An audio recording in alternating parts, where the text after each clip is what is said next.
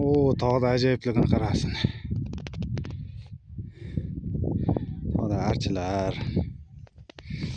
Shunchaki manzara.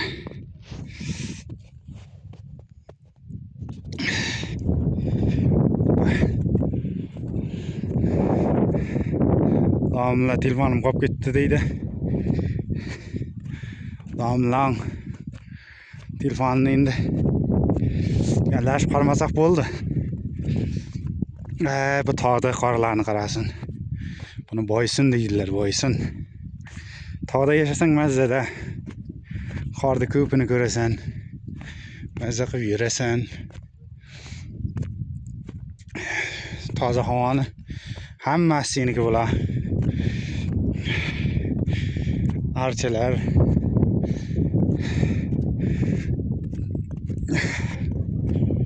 Meni bitta tog'dan bitta uchastka olsam ekan. Butun tabiatning go'zalligi meniki bo'laydi, ha.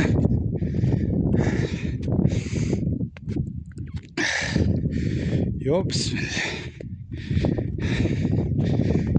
Domlajonlar ketibdi.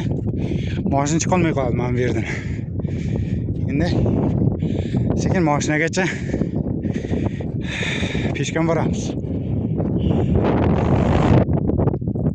Ana Instagramda dedi-ku, buni jim tinglash kerak deydi-ku.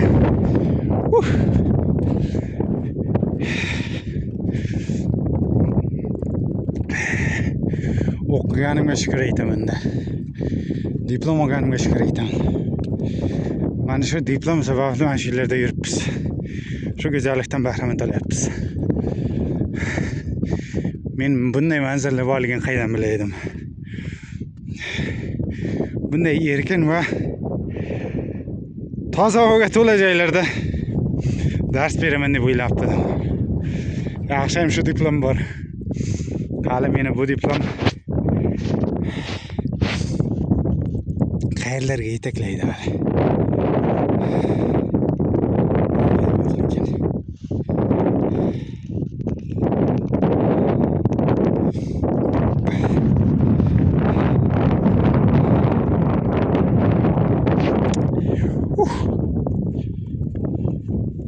Bu yerda aholisiga mazza qilaman-da. 8 kilometr tog'da ichkarisida mana shu qishloqqina bor ekan.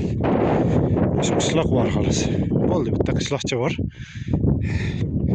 Kona Toshkent qarshi Termiz Toshkent yo'ligacha umuman keyin uy yo'q. Ey shukr, o'ziga shukr.